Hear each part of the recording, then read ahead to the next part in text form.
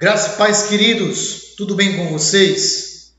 Meus irmãos, hoje nós vamos estudar sobre os reis de Judá, ok? E para a gente lembrar um pouco do que foi falado na aula anterior, a gente vai trabalhar essa seguinte figura que mostra aqui como o reino de Israel ele foi dividido. Lembramos que os primeiros reis de Israel foram ali nas pessoas de Saul, Davi e Salomão.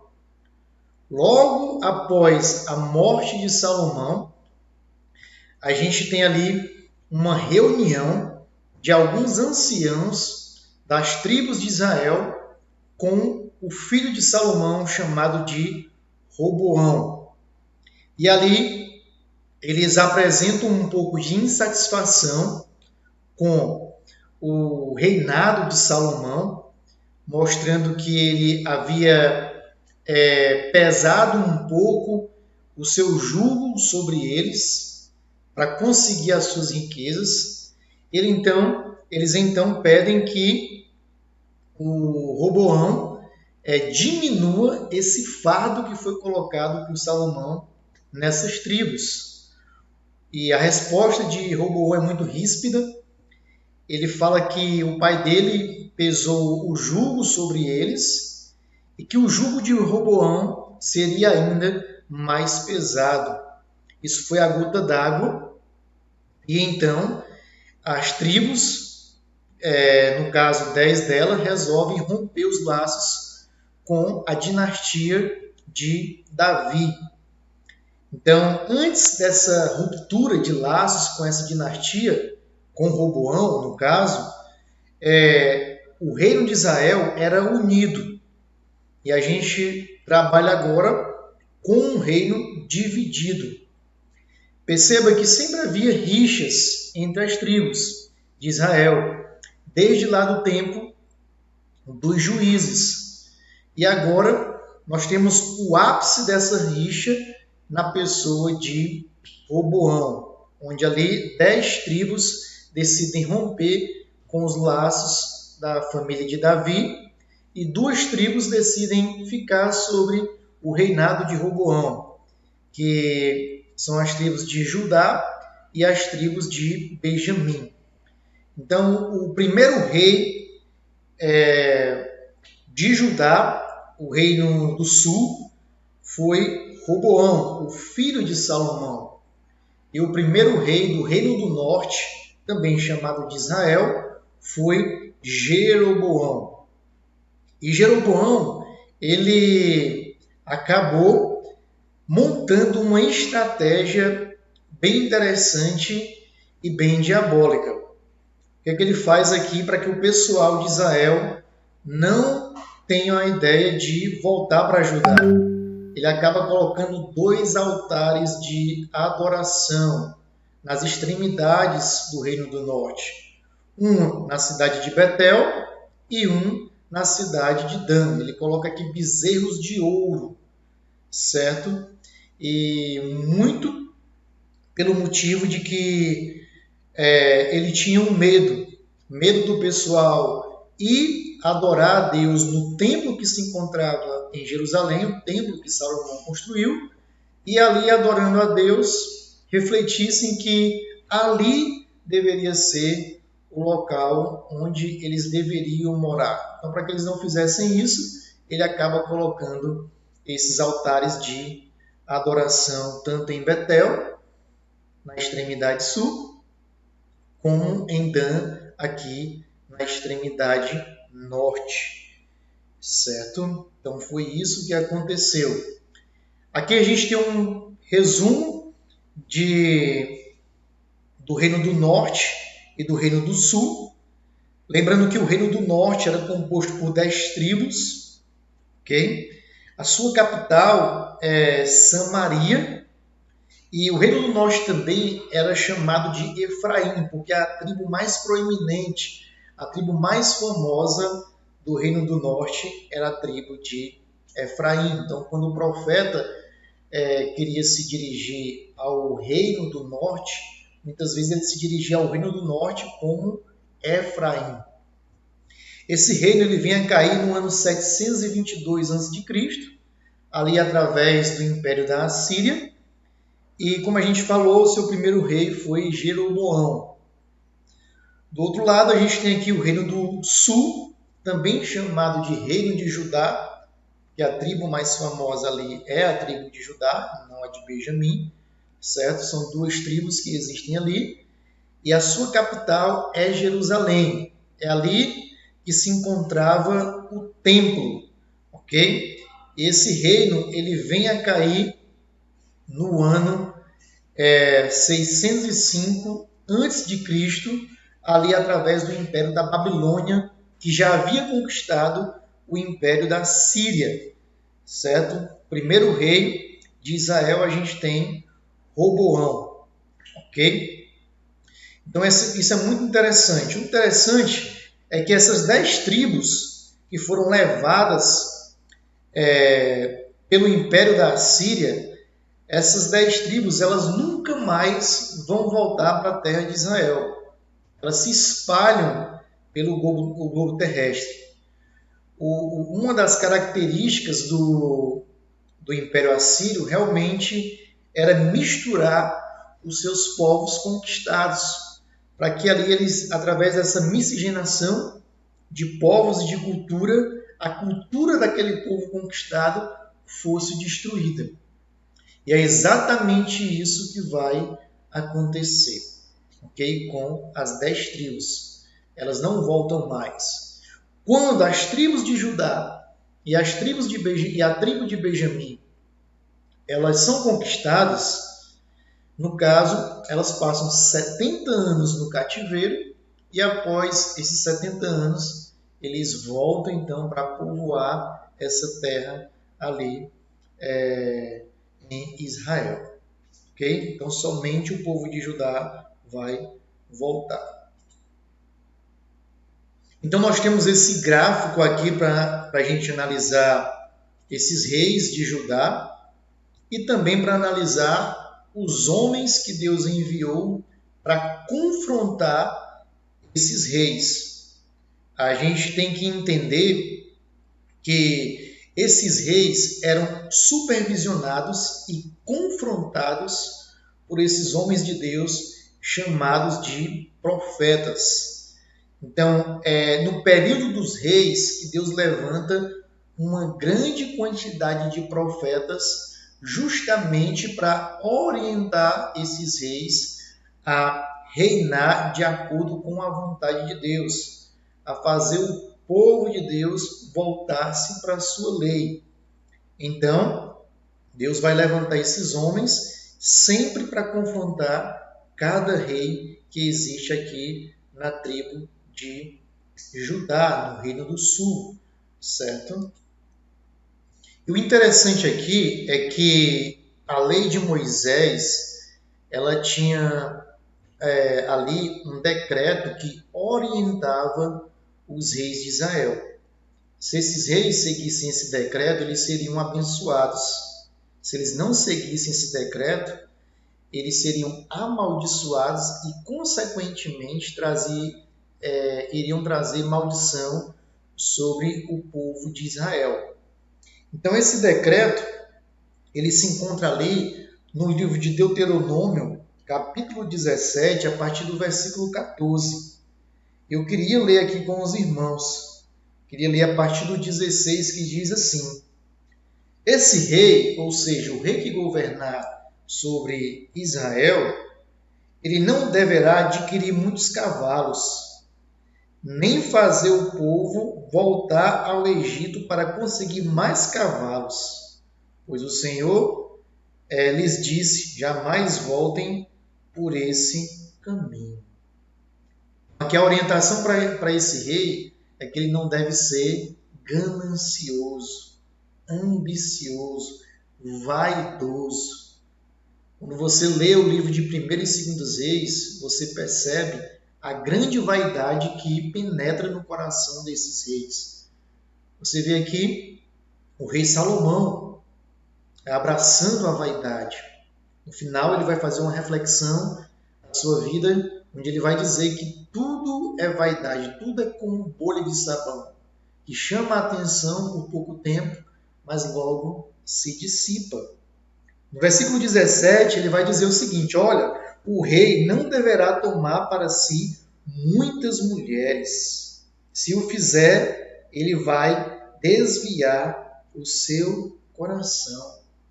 Foi exatamente isso que ocasionou o desvio do coração de Salomão do Senhor, quando ele faz acordos de paz com muitos reis, com muitos povos, e através disso ele se casa com mulheres de diversos lugares que vão influenciar a propagação da idolatria em Israel. A orientação também é que ele não deverá acumular muita prata e muito ouro. Quando subir ao trono do seu reino, mandará fazer num rolo para o seu uso pessoal uma cópia da lei que está aos cuidados dos sacerdotes levitas. Então o rei jamais deveria se apartar da lei do Senhor. O rei deveria sempre estudar a lei do Senhor e regir a sociedade através dessa lei. Ele trará sempre consigo essa cópia e terá que lê-la todos os dias da sua vida, para que aprenda a temer o Senhor, o seu Deus, e a cumprir fielmente todas as palavras dessa lei, todos os seus decretos. Olha que interessante. O rei vai ter que ler essa lei todos os dias. Ele vai ter que ler para que ele possa aprender a temer o Senhor. Quando nós lemos a palavra de Deus, mais nós enxergamos quem é o nosso Deus. E mais a gente teme ao Senhor.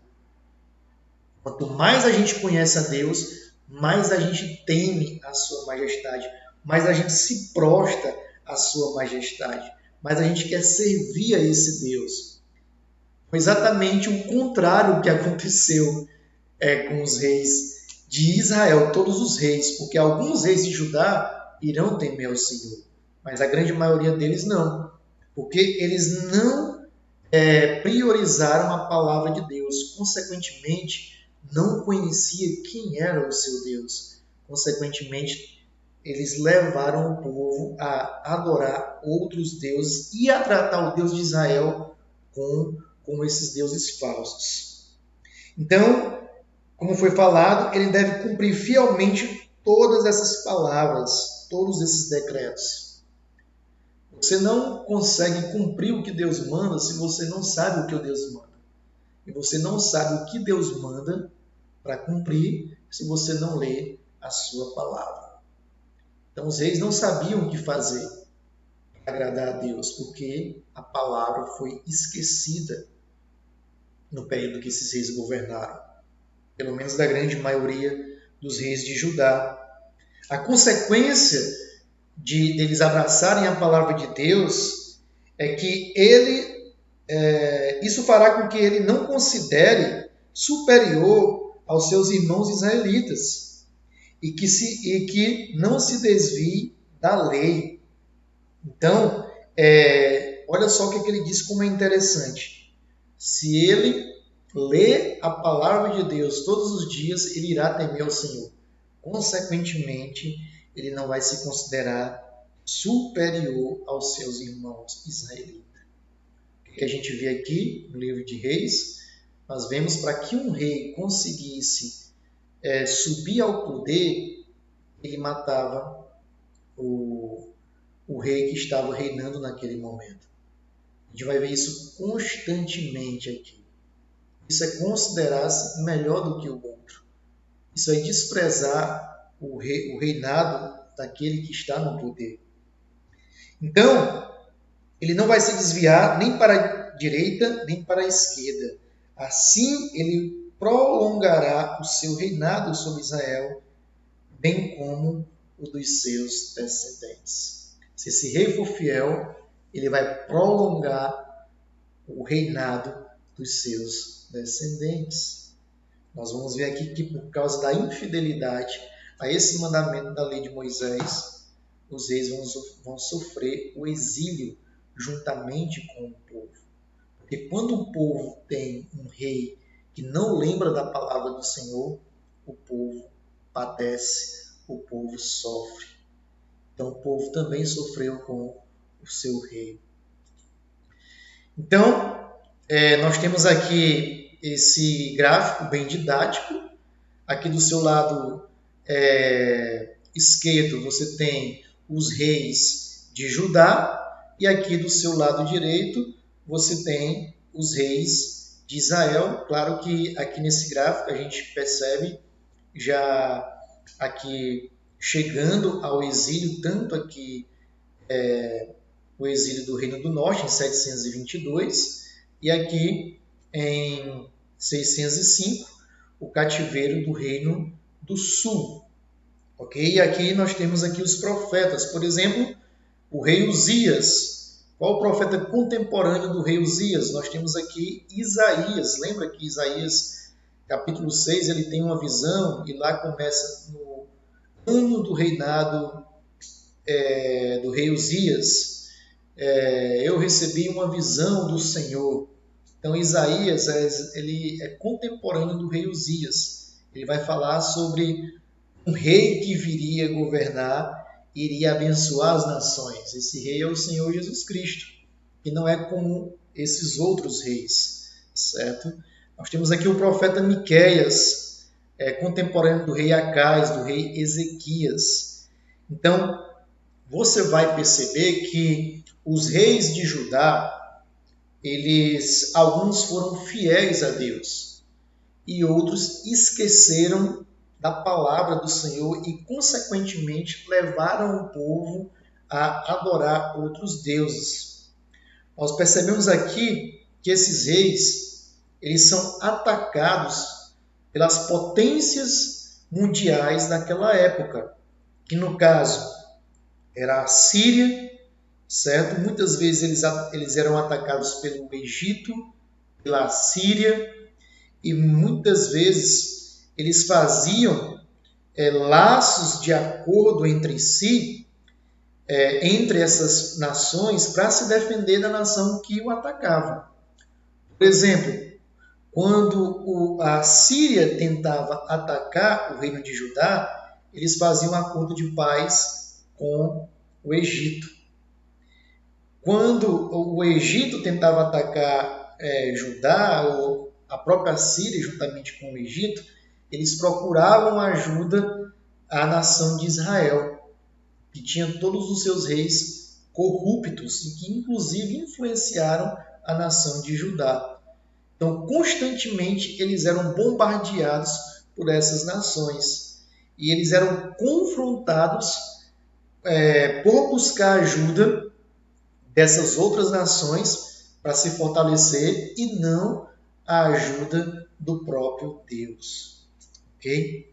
Então, a gente percebe aqui, por exemplo, o profeta Jeremias, certo? E o profeta Abacuque, já aqui no reinado de Jeoaquim. Ok?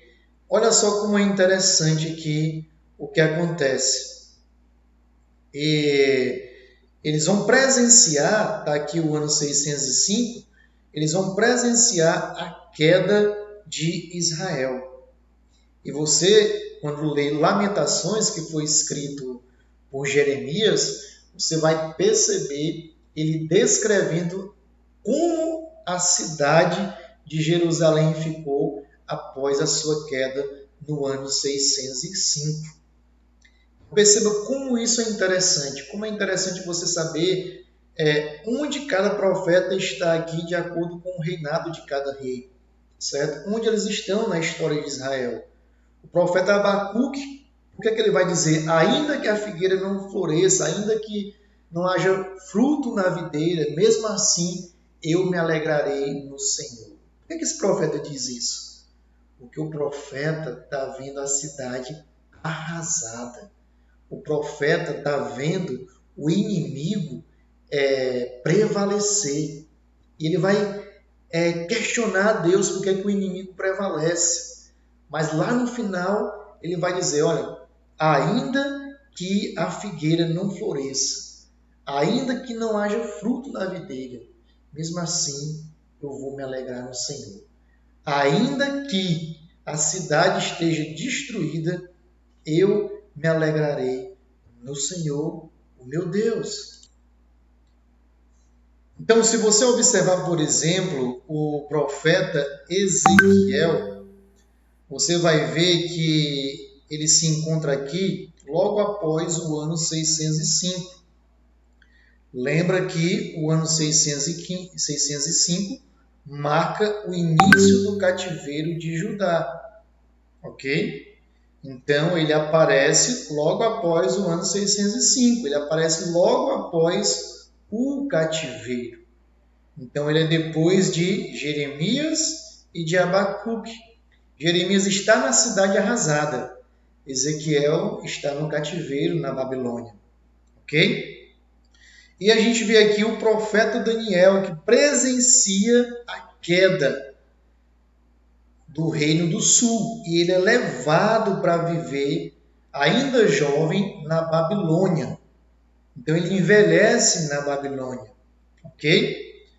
Então, o início do cativeiro aqui em 605 e a queda em 586, onde o templo é totalmente destruído, ok? Pela Babilônia, e ali os seus pertences, eles são levados, roubados ali então para a Babilônia.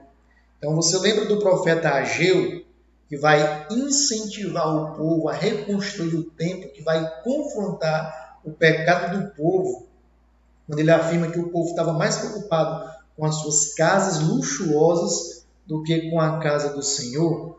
Então perceba que ele já vai pregar já no retorno de Israel do cativeiro para, então, o seu país, certo? Então o povo estava desanimado, o povo estava desmotivado em reconstruir o templo do Senhor. Então Ageu é levantado por Deus para, então, motivar esse povo a reconstruir. Nós temos aqui o profeta Zacarias e nós temos aqui o profeta Malaquias, que vai confrontar o povo sobre o culto verdadeiro ao Senhor. Então aqui há uma queda de Judá aqui com o rei Zedequias. Esse rei ele é levado como prisioneiro para a Babilônia, certo? E o povo só vai voltar para Israel daqui dessa queda a 70 anos. Então o povo vai passar 70 anos no cativeiro. Lembra dessas informações interessantes, porque depois nós vamos fazer um exame bíblico e nós vamos presentear alguns alunos que obtiverem aí as 10 maiores notas nesse exame bíblico. Então é bem interessante, a prova vai ser objetiva, certo? Para você marcar a questão correta, uma prova aí com 20 questões, certo?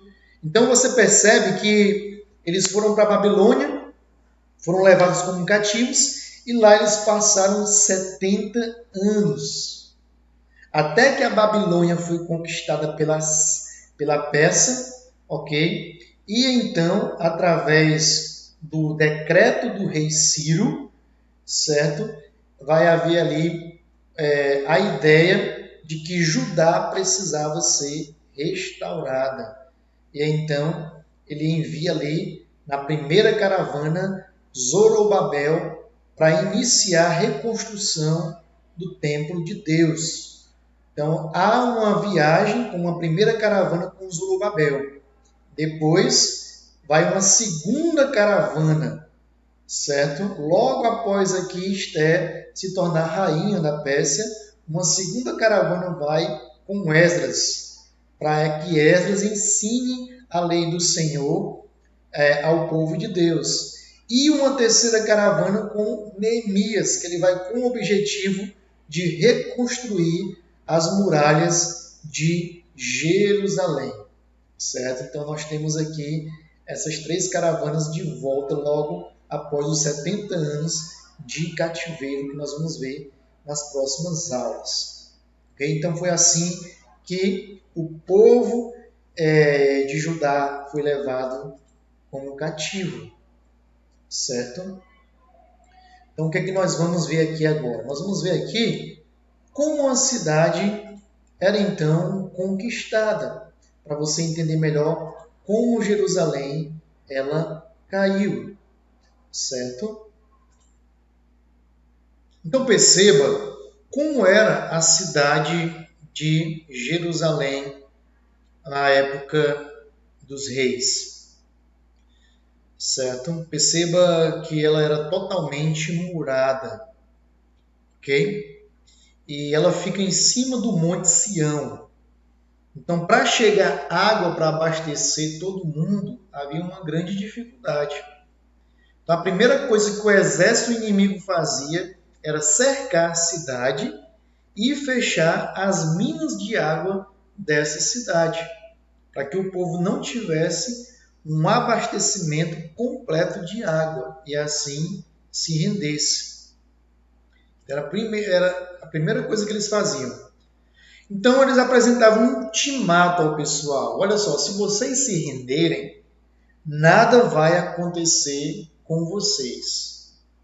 Então, se a cidade resistisse, todos iriam morrer. Então, o cerco durava ali mais ou menos entre 1 a 3 anos, dependendo da dificuldade. Então, dificilmente uma cidade conseguia vencer esse cerco, ok? Então, todas as entradas e saídas da cidade eram cercadas. Ninguém podia entrar na cidade e ninguém podia sair da cidade. Imagina Teresina sendo cercada. Nenhum caminhão pode entrar com alimento e nem com materiais hospitalares.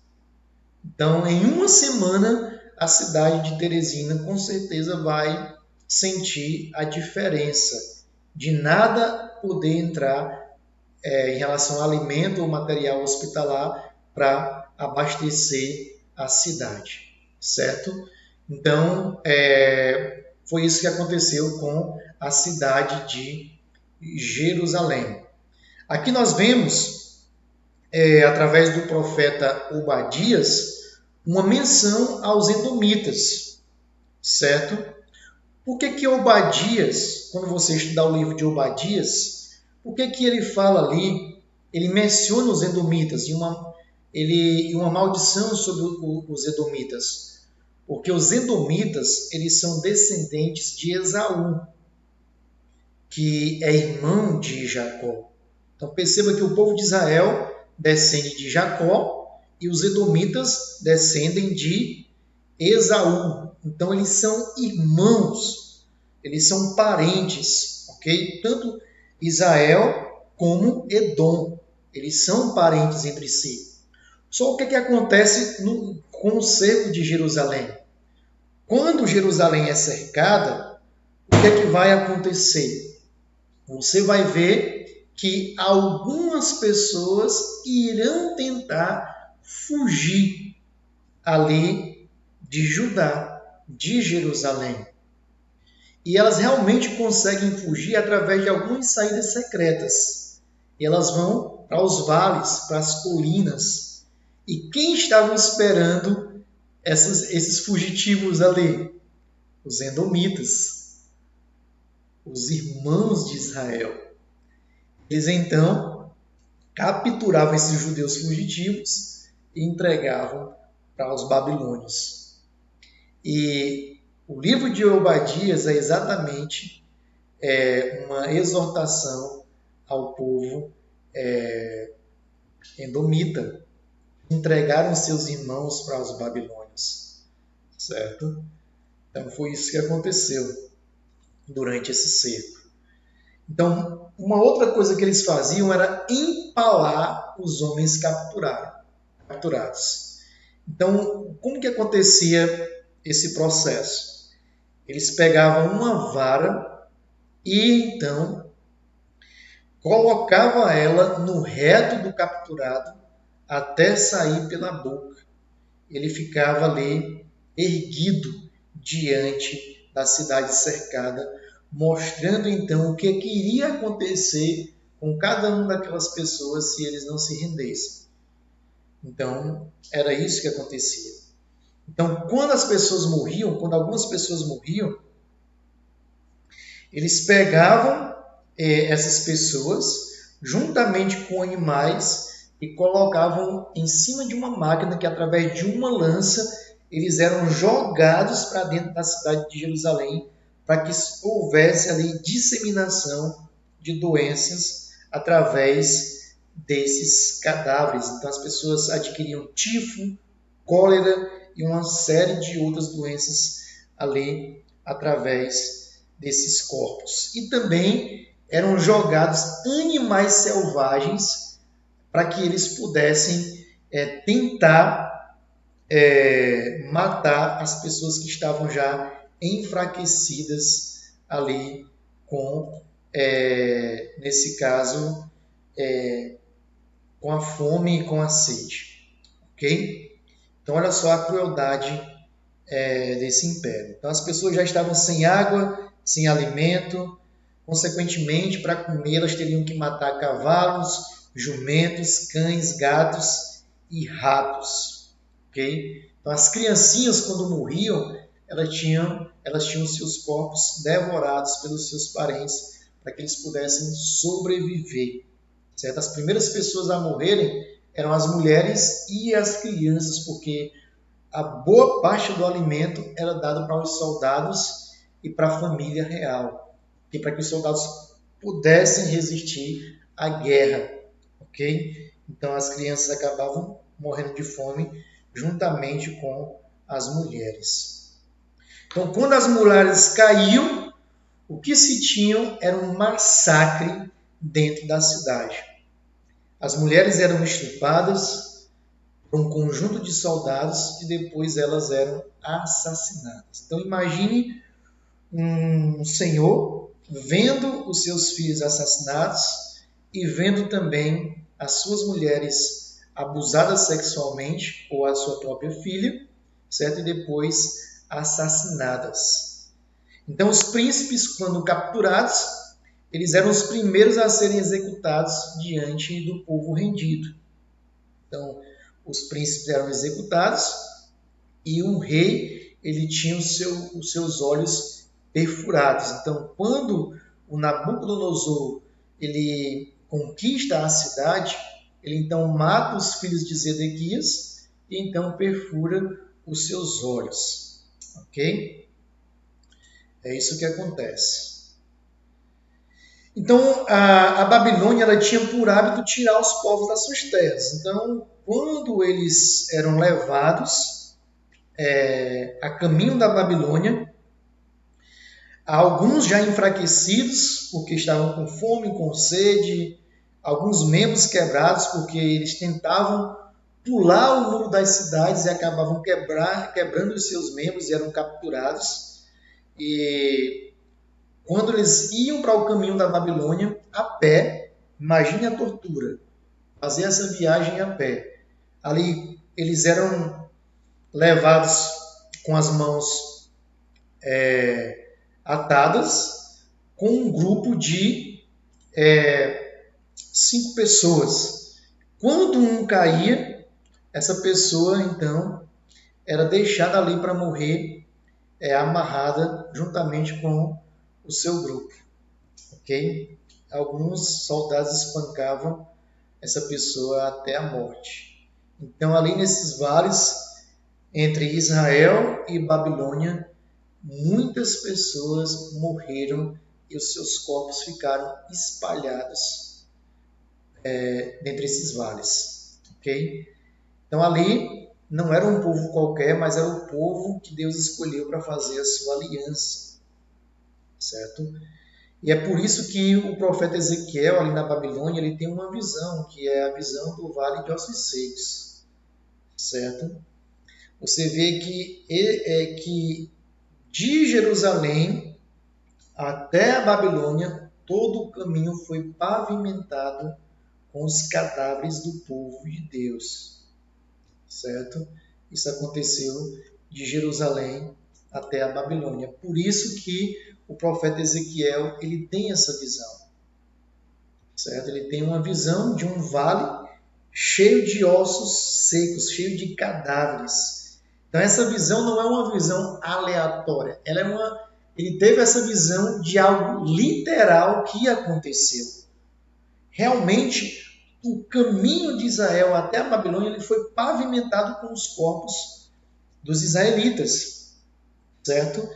E ele então tem essa visão com um significado, certo? Ele prega ali para os judeus durante 22 anos e a mensagem dele é uma mensagem de esperança, é uma mensagem que Deus não esqueceu daquele povo, que Deus ainda cumpriria o que ele prometeu a Davi, de sempre haver uma descendência real da sua linhagem. Claro que quando eles voltam não há mais rei, mas um rei haveria de surgir. E é desse rei que Deus está falando, o rei Jesus. Então, quando Ezequiel tem essa visão do Vale dos Ossos Secos, ele tem justamente uma mensagem de dizer o seguinte: olha só, a esperança de vocês está morta no coração de vocês. Está como um vale de ossos secos. Vocês foram arrasados. Mas esse vale um dia vai ficar de pé e vai se tornar um exército. E ele vai voltar para a terra de Israel. Então essa visão ela tem um significado de esperança. Ele tem uma visão de algo literal que aconteceu, que foi a pavimentação do caminho com os cadáveres, e então ele vê esses cadáveres ressurgindo, ok? Simbolizando a volta da esperança de Israel. Aquele povo um dia haveria de voltar para Israel e Deus haveria de estabelecer ali a restauração da sua aliança com esse povo, certo? Então, quando você entende como essa cidade foi arrasada, quando você entende quando as crianças foram assassinadas por esse império, quando você entende quando as mulheres foram abusadas sexualmente por esses soldados e muitas pessoas foram mortas, você começa a entender o Salmo 137 e outros salmos semelhantes a eles, que são salmos chamados de imprecatórios. O que são salmos imprecatórios? São salmos onde o salmista expõe a sua indignação e pede justiça a Deus contra os seus inimigos. Olha só o que o salmista diz aqui no versículo 1. Junto aos rios da Babilônia, nós sentamos e choramos. Perceba que possivelmente esse salmo foi composto ali quando eles estavam no cativeiro na Babilônia. Eles estão ali sentados no rio, em frente ao rio da Babilônia, eles estão chorando. Eles fazem um clamor. Lembra-te, Senhor, dos Edomitas. Quem são os Edomitas? Os descendentes de Esaú, os irmãos dos israelitas. E do que eles fizeram quando Jerusalém foi destruída. Pois eles gritavam, arrasem-na, arrasem-na até os alicerces. Olha só os irmãos dos israelitas desejando isso para eles. Ó cidade da Babilônia, destinada à destruição, feliz aquele que retribuir o mal que você nos fez. Olha só o que o salmista está dizendo. Feliz é a nação que retribui a vocês o mal que vocês nos fez. Feliz é aquele que pegar os seus filhos e os despedaçar sobre a rocha. E você diz, meu Deus, existe um salmo como esse na Bíblia? O Filho de Deus desejando que o filho do seu inimigo, que é criança, seja despedaçado sobre uma rocha. Então nós entramos em crise quando lemos um salmo desse e muitas vezes tentamos até nos justificar desejando o mal para o nosso inimigo. Que a família daquele inimigo seja despedaçada. Que a família daquela pessoa que eu não goste, que persegue a igreja, seja despedaçada. Que uma maldição caia sobre ele. A gente entra em crise com esse salmo.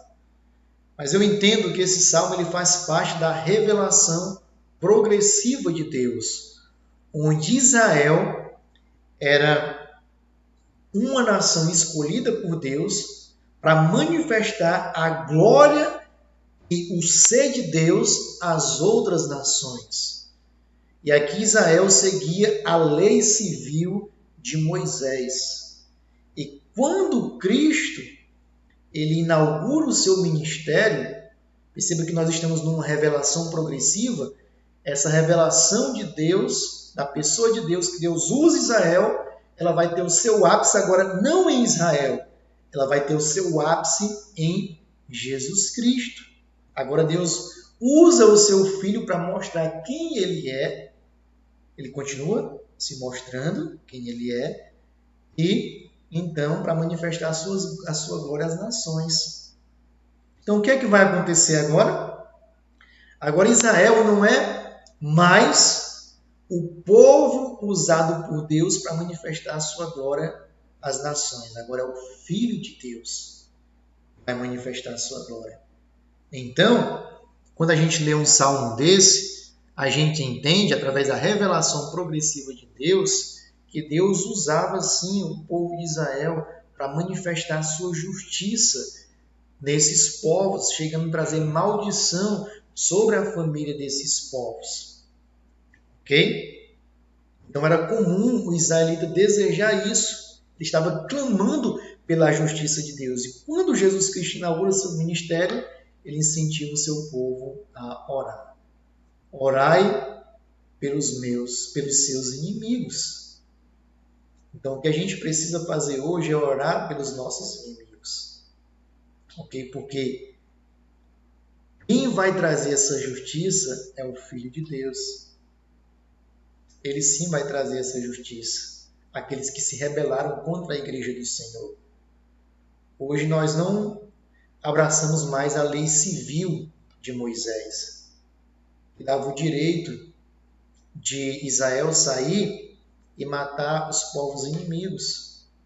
Hoje, quem vai destruir os nossos inimigos, o inimigo da igreja, é o Senhor Jesus Cristo, quando ele voltar. Ele vai trazer a sua justiça, a sua punição, o seu juízo. O que ele nos incentiva é orai pelos que vos perseguem.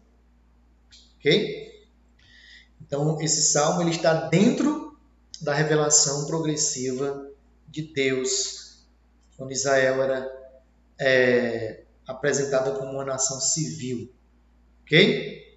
Então, só lembrando, Israel cai, certo? Ela vai viver o cativeiro e vai voltar depois com Zorobabel, com Esdras e com Neemias. E aqui no meio, entre Zorobabel e Esdras, nós temos a história de Esther.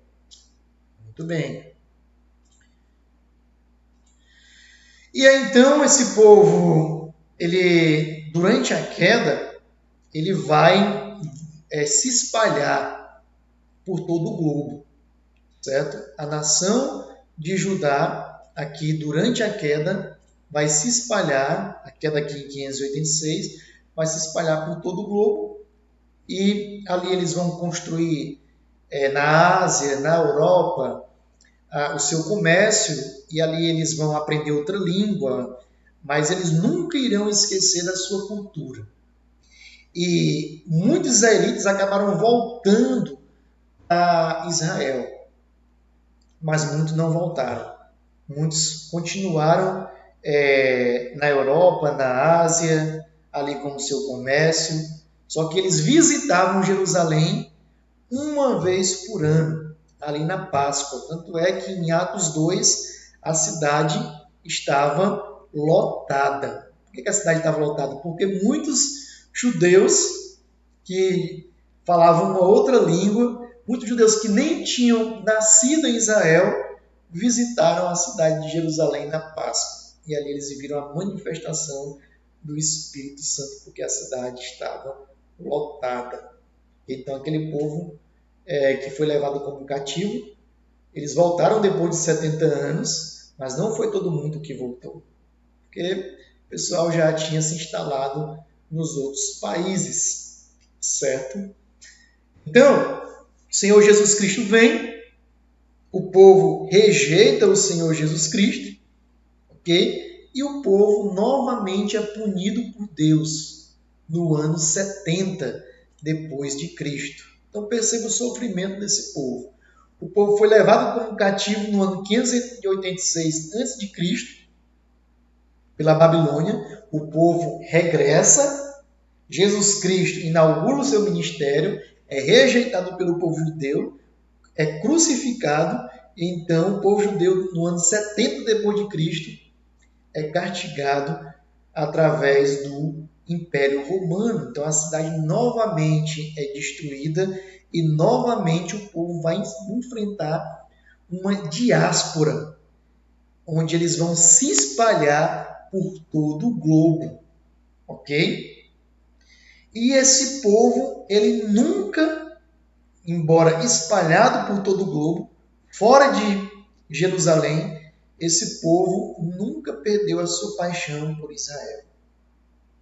Os anos se passaram, ok? E sempre esse povo tinha a ideia de voltar para a sua terra. Terra que Deus deu a Abraão. E então, o que acontece? Esse povo foi espalhado com a diáspora. Perceba que a diáspora é a ocupação, a saída dos judeus do território de Israel para a ocupação de outros lugares, ok? Na Ásia, na Europa, nas Américas, certo? Então, se eles saíram, a terra, então, ficou ali para alguém habitar. Quem é que chega nessa terra para habitar? Justamente os descendentes do primeiro filho de Abraão com a egípcia Agar.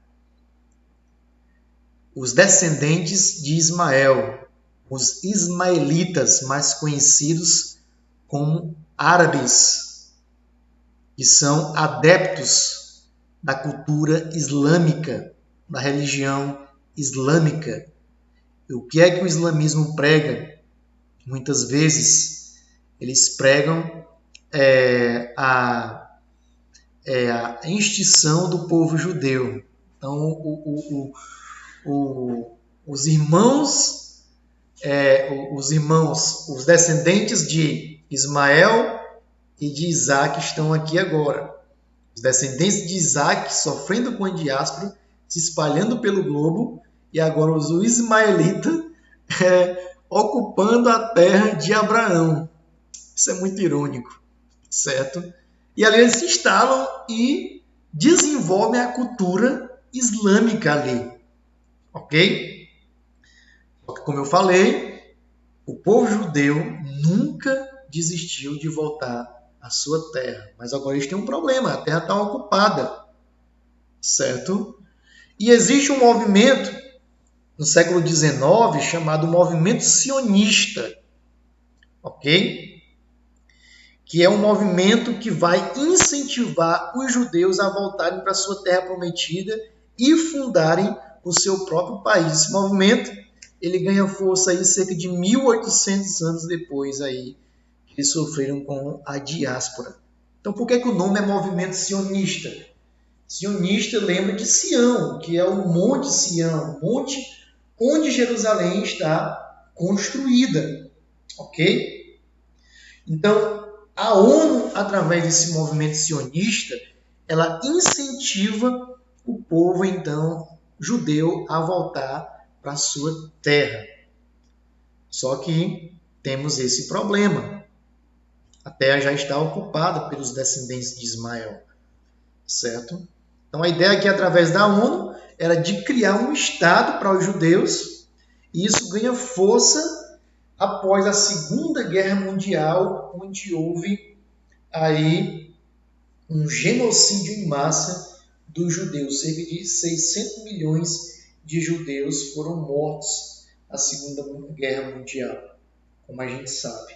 Então esse movimento ele ganha força depois da Segunda Guerra Mundial. Então em 1947 a ONU vai propor a divisão da terra de Israel, que já era chamada de Palestina, porque esse nome Palestina ele foi atribuído a Israel de uma forma irônica, justamente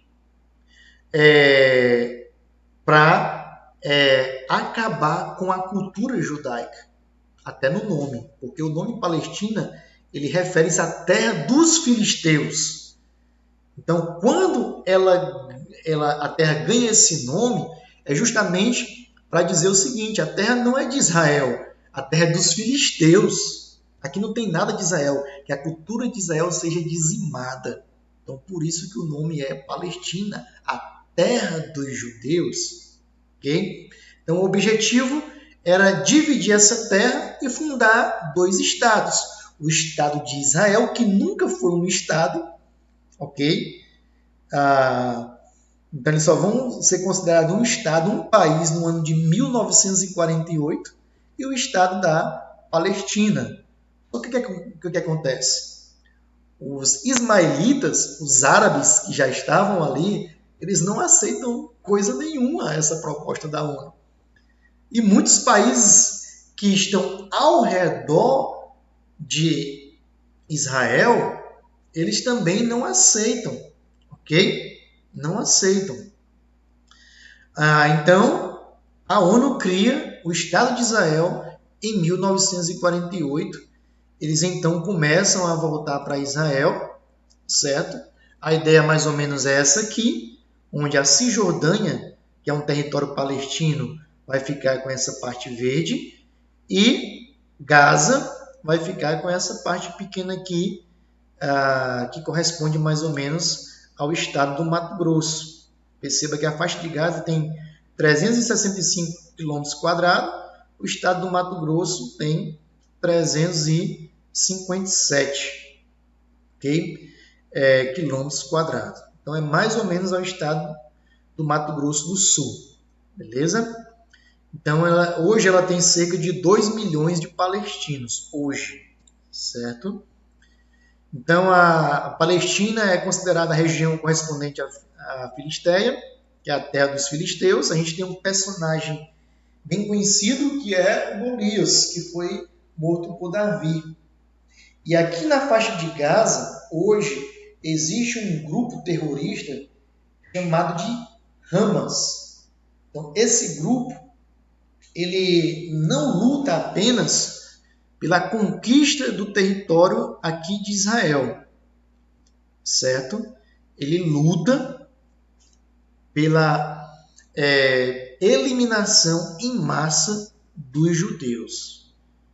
Então é por isso que a gente vê guerras constantes entre os palestinos, ok? E Israel, certo? E hoje, essa guerra é mais em relação ao extermínio em massa do povo judeu. Então, o grupo Hamas é um grupo dentro do território da Palestina que luta pelo extermínio dos judeus. E muitos palestinos não são a favor do grupo Hamas. O que me assusta é que no Brasil existem alguns partidos políticos que apoiam o grupo Hamas, que defendem o grupo Hamas. Isso é muito perigoso, porque é um grupo terrorista, certo? O Hamas é um grupo terrorista que diz o seguinte: a terra da Palestina é uma terra islâmica, nada de judaísmo. E no seu decreto que eles usam, que é o decreto do Alcorão, eles dizem que os judeus e os cristãos precisam ser eliminados. Então é um grupo extremo, né? Extremista. Então aqui essas figuras é para você entender um pouco sobre como o Estado de Israel foi dividido, certo? Nós temos mais ou menos por aqui a Jerusalém, que foi decretada como capital de Israel, foi reconhecida como capital de Israel pelos Estados Unidos, isso teve grande importância. Nós temos aqui a Cisjordânia, nós temos aqui Gaza, que fica no mar Mediterrâneo, não é um território muito interessante em relação à economia, porque a geografia de Gaza ela não influencia de forma positiva a economia dessa região. Okay? Então a gente entende mais ou menos o que é que acontece hoje através dessas guerras. É uma luta por essas terras. A terra foi dada a Israel, a Abraão, através de Abraão, certo?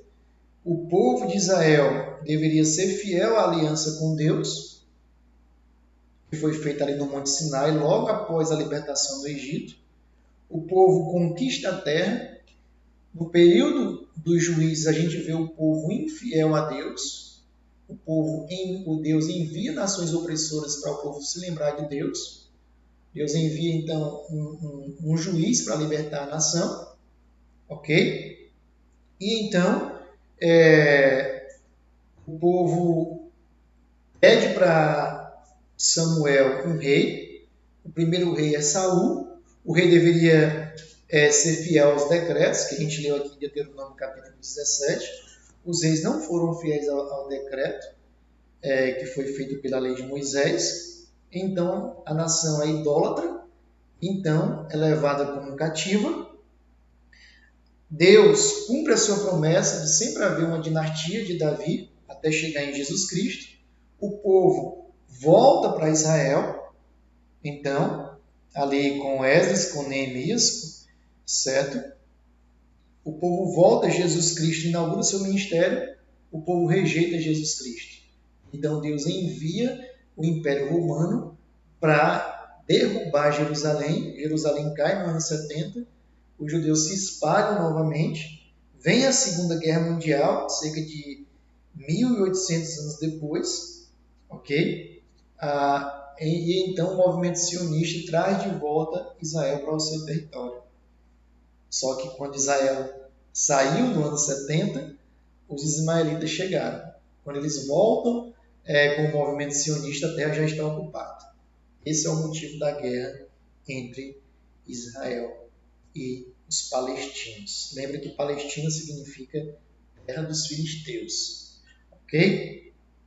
Então você pode se perguntar, para finalizar a aula, se Israel ainda é o povo de Deus.